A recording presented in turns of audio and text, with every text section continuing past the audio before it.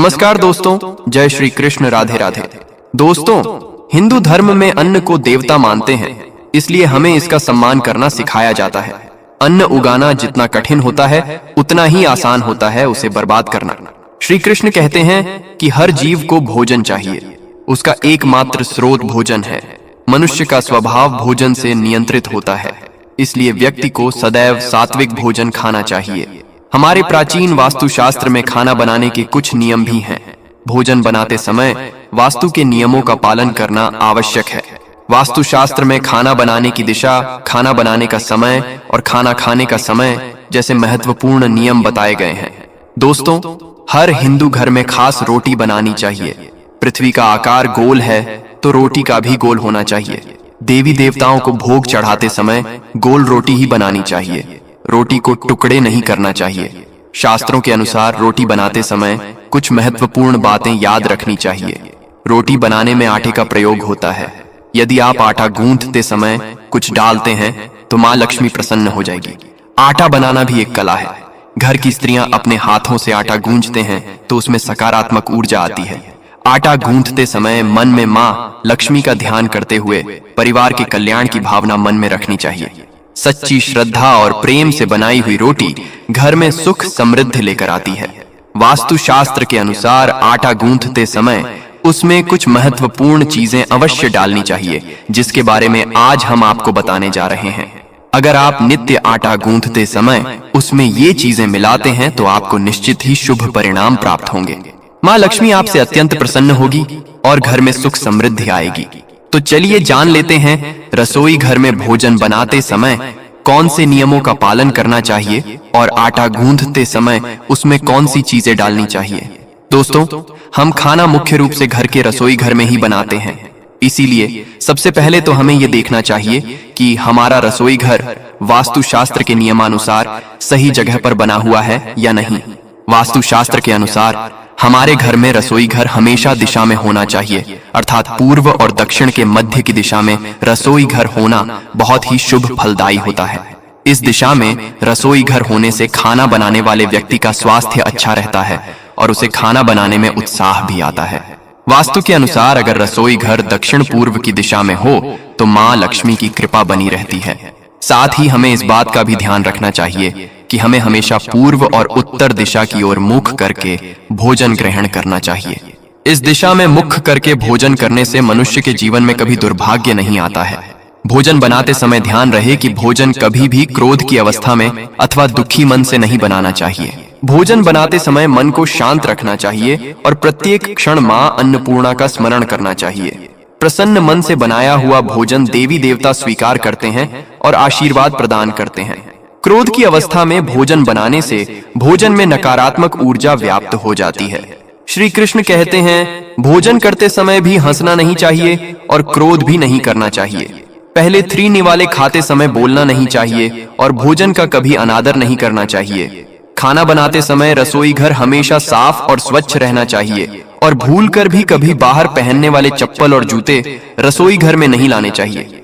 रसोई घर में लक्ष्मी का निवास होता है। इस स्थान पर गंदगी होना दरिद्रता की निशानी होती है।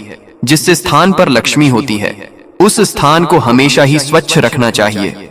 अगर रसोई घर स्वच्छ हो तो कभी दुख दरिद्रता का सामना नहीं करना पड़ेगा। अस्वच्छ तरीके से बनाए गए भोजन का भोग भगवान कभी स्वीकार नहीं करते हैं।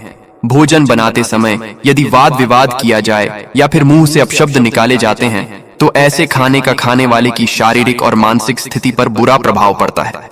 खाना बनाते समय उसे बार बार छक कर नहीं देखना चाहिए। इससे खाना झूठा होता है, जिसे किसी अन्य व्यक्ति को खिलाने से हमें हानि होती है और भगवान को तो अपना झूठा खाना प्रसाद के रूप में खिलाना महापाप के समान है। शास्त्रों के अनुसार बिना नहाए कभी भोजन नहीं बनाना चाहिए और ना ही करना चाहिए। भोजन हमेशा ही स्नान करके शुद्ध होकर ही बनाना चाहिए। रसोई घर में चूल्हा जलाते समय अग्निदेव का स्मरण अवश्य करना चाहिए। ऐसा करने से अग्निदेव प्रसन्न होते हैं और मनुष्य को दीर्घ आयु की प्राप्ति होती है। माँ अन्नपूर्णा का स्मरण करते हुए भोजन बनाने से घर में कभी भी अन्न और धान्य की कमी नहीं रहती है। वास्तुशास्त्र के अनुसार भोजन कभी भी टूटे फूटे बर्तनों में नहीं करना चाहिए। भोजन हमेशा ही स्वच्छ बर्तनों में करना चाहिए। हाथ पर लेकर रोटी कभी नहीं खानी चाहिए। रोटी को हमेशा बर्तन में रखकर ही खाना चाहिए। हाथ पर रखकर रोटी खाने से दुर्भाग्य आता है। कढ़ाई में अथवा तवे पर कभी भोजन नहीं करना चाहिए, इससे राहु दोष उत्पन्न होता है। आइए अब हम जानते हैं आटा गूंथते समय हमें किन बातों का ध्यान रखना चाहिए और आटा गूंथते समय उसमें क्या डालना चाहिए जिससे मां लक्ष्मी की कृपा हमें प्राप्त हो। दोस्तों, कई महिलाओं की यह आदत होती है कि वह समय बचाने के लिए एक साथ 2 समय का आटा गूंथ कर रखती हैं। सबसे पहले तो ध्यान रखें कि कभी भी आवश्यकता से ज्यादा आटा मल कर न रखें। गूंथ कर रखा हुआ आटा घर में नेगेटिविटी लाता है। गूंथ कर रखे हुए आटे से बीमारियों को आमंत्रण मिलता है। साथ ही इस आटे की रोटियां खाने से व्यक्ति के मानसिक स्वास्थ्य पर भी इसका दुष्प्रभाव पड़ता है। गूंथा हुआ आटा बुरी शक्तियां को भी आकर्षित करता है, इसीलिए जरूरत से ज्यादा आटा मल कर रखने से घर पर अशुभ प्रभाव पड़ता है। हिंदू धर्म के अनुसार जब भी घर में किसी की मृत्यु होती है तो मृत आत्मा की भूख को शांत करने के लिए आटे के छोटे छोटे गोले बनाकर उन्हें पानी में बहाया जाता है। इसे पिंड कहते हैं और इन गोलियों पर किसी तरह का निशान नहीं बनाया जाता है। इसीलिए महिलाएं रोटी बनाने के लिए आटा गूंदने के बाद जब आटे का गोला बन आती है तो उस पर अपनी उंगलियों से निशान जरूर बना देती है, जो यह दर्शाता है कि यह आटा मृत व्यक्तियों के लिए नहीं है बल्कि घर के सदस्यों के लिए ढा गया है। आप आटा गूंथते समय उस पर श्री अवश्य लिखें अथवा ओम अवश्य लिखें। इसके आपको बहुत ही शुभ परिणाम प्राप्त होंगे। मां लक्ष्मी की कृपा आपको प्राप्त होगी।